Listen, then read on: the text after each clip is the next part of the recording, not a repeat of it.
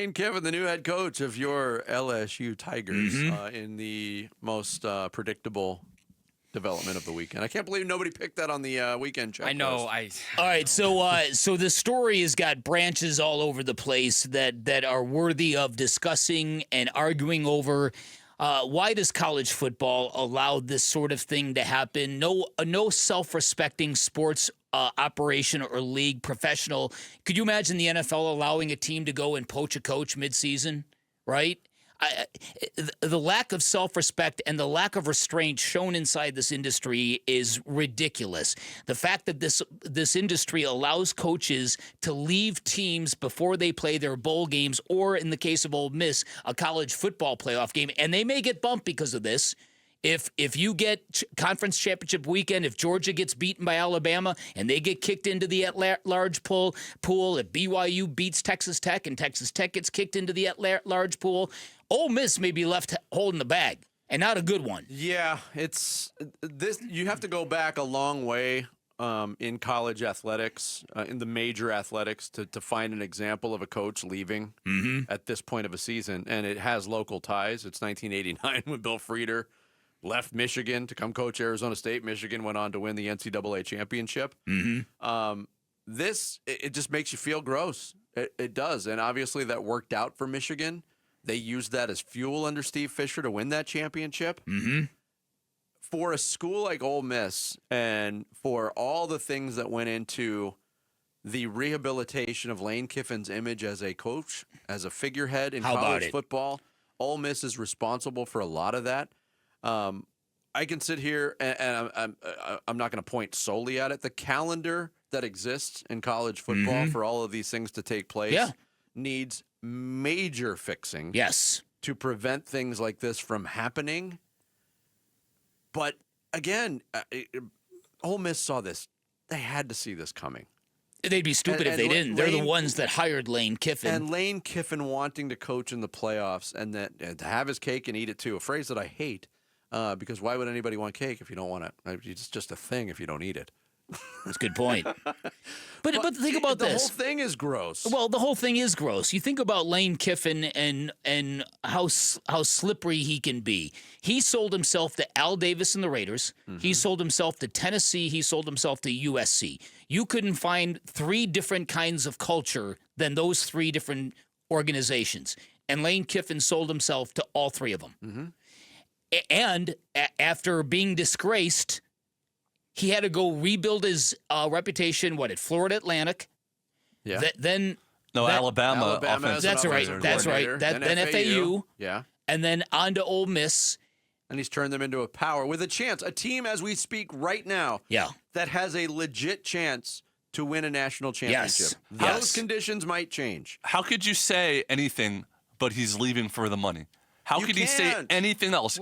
Because to have a chance to win a national championship, you literally have a chance to win a national championship. He's leaving to perennially have a chance to win a national championship. And LSU? But isn't that a lack? But isn't that a lack of faith in your own ability with what you built at Mississippi? And it's not like they're paying them $8 an hour. But Jared, finish your point, because I think we've got to let you square the circle here. And LSU, if the Alabama job comes open, or Michigan comes open, bye. He's going to leave you for them. Yes. Because that's what he does. Yes. Yeah. I mean, they hate him in Tennessee. And I think they might feel the same way in Mississippi. Another thing to consider is Lane Kiffin is willingly entering a situation now where he has ratcheted up the pressure on himself to an unbelievable degree. And consider what just went down at LSU. Yeah. They fired their head coach and their athletic director under the guidance of the governor of the state of Louisiana, who apparently is pulling all the strings in the athletic department for that institution. So count your money and enjoy it. A lot of it's probably going to be paid off in a buyout form. I mean, Lane Kiffin is a really good coach.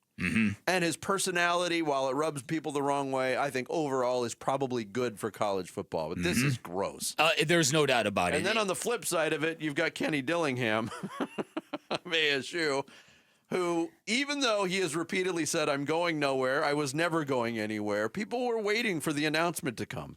with all of the movement that happened yesterday. Oh, Kenny Dillingham to Ole Miss, Kenny Dillingham to LSU, Kenny Dillingham to Florida. Auburn.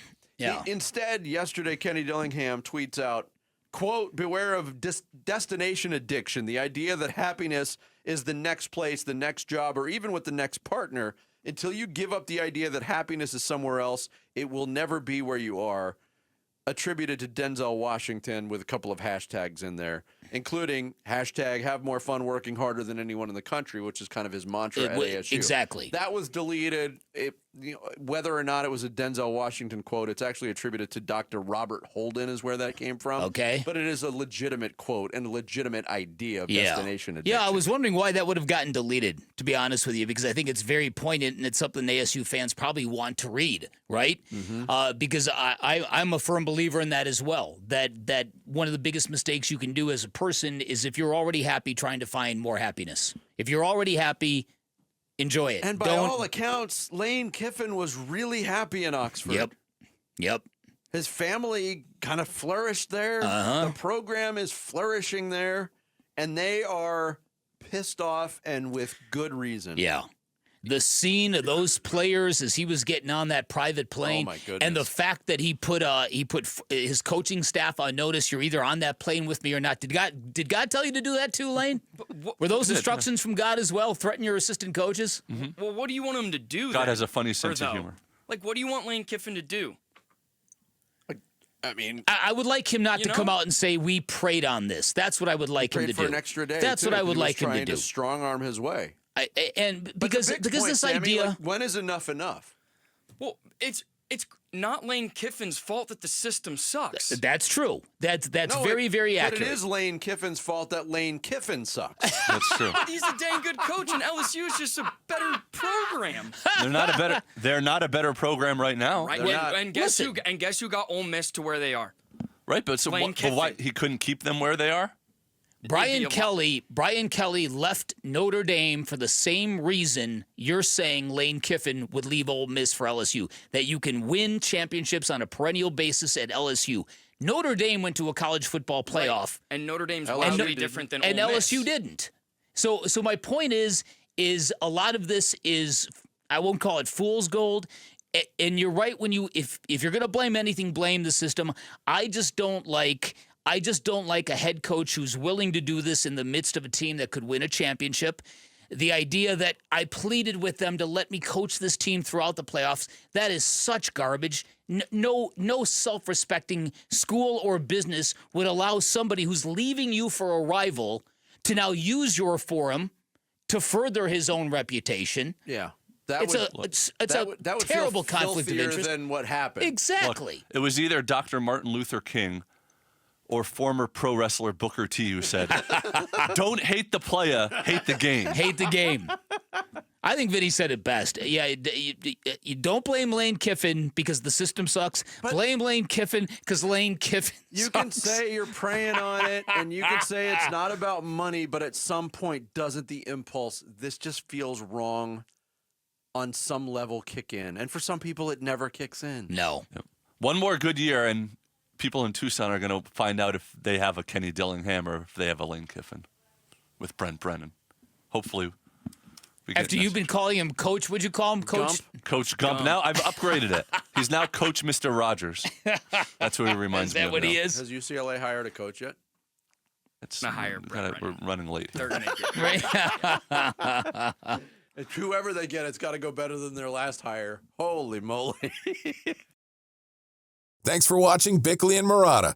Click to see the latest Bickley Blast and hit the button in the middle to subscribe to Arizona Sports.